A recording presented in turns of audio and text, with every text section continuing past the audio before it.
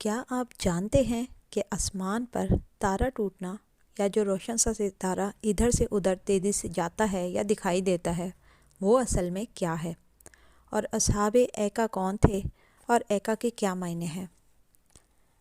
السلام علیکم دوستو، میں ہوں مسز خان اور خوش آمدید کہتی ہوں آج کے ولاگ میں۔ تو جناب، آج رمضان المبارک کے 12 روزے گزر چکے ہیں اور افطار کی تیاری ہو رہی ہے، اور میں بنا رہی ہوں گھر میں اسپیگیٹی۔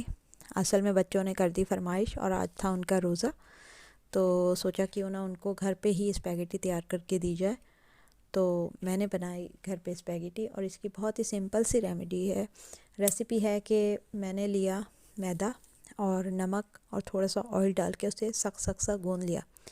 پھر اس کی میں نے بنائی روٹیاں، اور روٹی بنا کے ابلتے ہوئے گرم پانی میں وہ روٹی ڈال دی، لیکن روٹی ڈالنے سے پہلے اس میں آپ نے 1 ٹیبل اسپون بھر کے کڑاہی میں آئل ڈال دینا ہے، تاکہ جو آپ اسپیگیٹی کے لیے روٹی ڈالیں گے وہ خراب نہ ہو، چپکے نہ، یا پانی سے گھل نہ جائے۔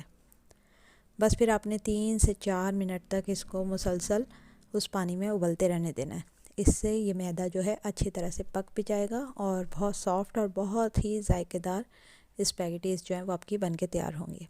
بس جب یہ پک گئی تو میں نے اسٹک کی مدد سے نکال لیا، تھوڑا سا ٹھنڈا ہونے پر ان کی کٹنگ کر لی، اور اس کے بعد میں نے لیا 1 عدد پیاز، اس کو ہلکا سا سوٹے کیا آئل میں، اور اس کے بعد آپ اپنی پسند کی کوئی بھی سبزی لے سکتے ہیں۔ چکن ڈالنا چاہیں چکن لے لیں، قیمہ ڈالنا ہے وہ جو آپ کو پسند ہو وہ آپ ایڈ کر سکتے ہیں۔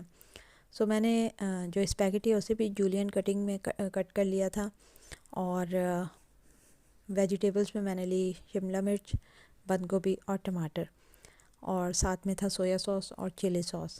بس سمپل سے انگریڈینٹ کے ساتھ بنایا تھا، اور فرسٹ ٹائم کیونکہ میں تجربہ کر رہی تھی کہ گھر میں بننے والی یہ چیز کیسی لگتی ہے، تو شکر ہے کہ تجربہ جو تھا وہ کامیاب ہو گیا۔ تو سوچا کہ یہ تجربہ آپ کے ساتھ بھی شیئر ہونا چاہیے، تاکہ میری وہ بہنیں جو کہ اسپیگیٹی کو افورڈ نہیں کر سکتی ہیں، یا گھر پہ کوئی موجود نہیں ہے اور اس وقت اسپیگیٹی کھانے کا بچوں کا یا ان کا اپنا دل کر رہا ہو، تو وہ ایزیلی بنا سکیں۔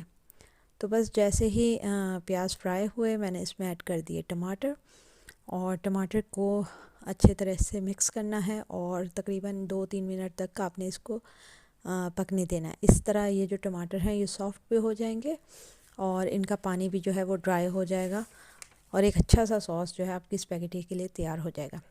پھر میں نے اس میں ایڈ کیا ہے نمک، بلیک پیپر اور سویا سوس 1 ٹیبل اسپون، اور 1 ٹیبل اسپون ہی چلی سوس۔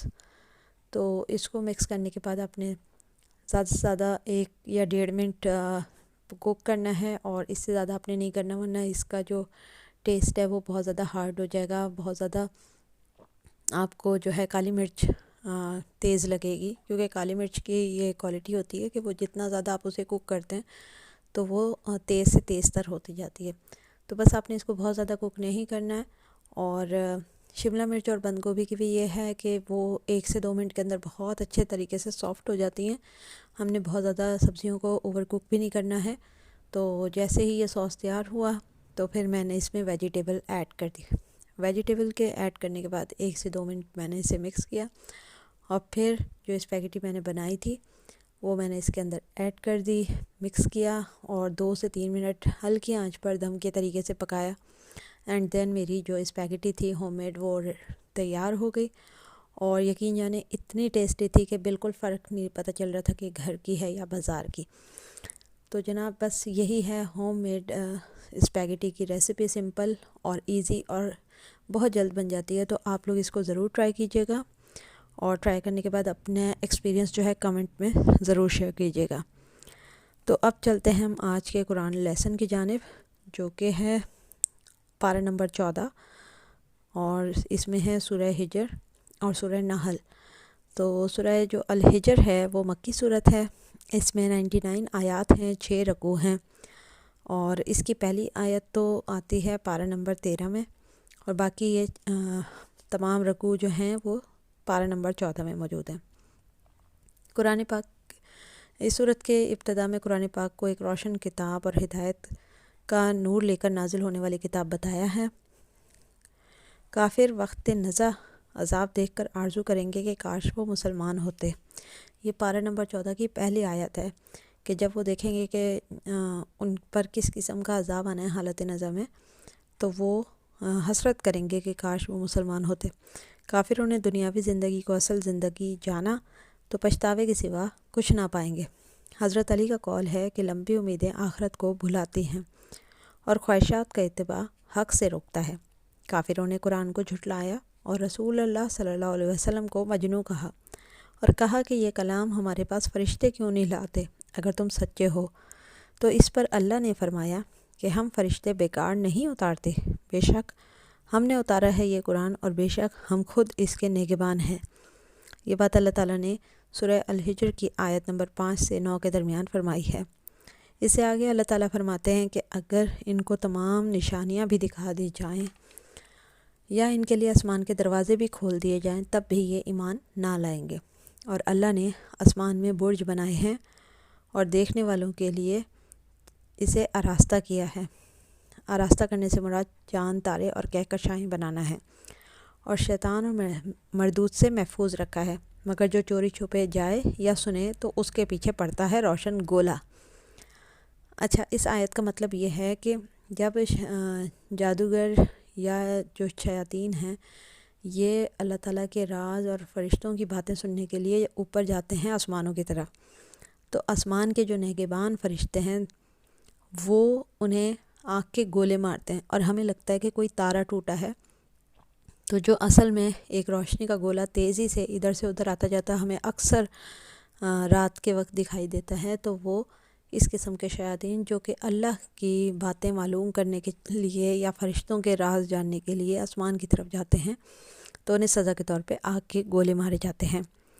اس سے آگے اللہ تعالیٰ نے اپنی نعمتوں یعنی زمین، پہاڑ، پانی، آبادیاں، فصلیں، پھل، سبزیاں اور خزانوں کا ذکر فرمایا ہے، اور انسان کی پیدائش کا بھی ذکر فرمایا کہ ہم نے آدمی کو ایک بچتی ہوئی مٹی سے بنایا جو اصل میں ایک سیاہ بودار گارہ تھی، اور جن کو اس سے پہلے بنایا ہے بے دھوئیں کی آگ سے۔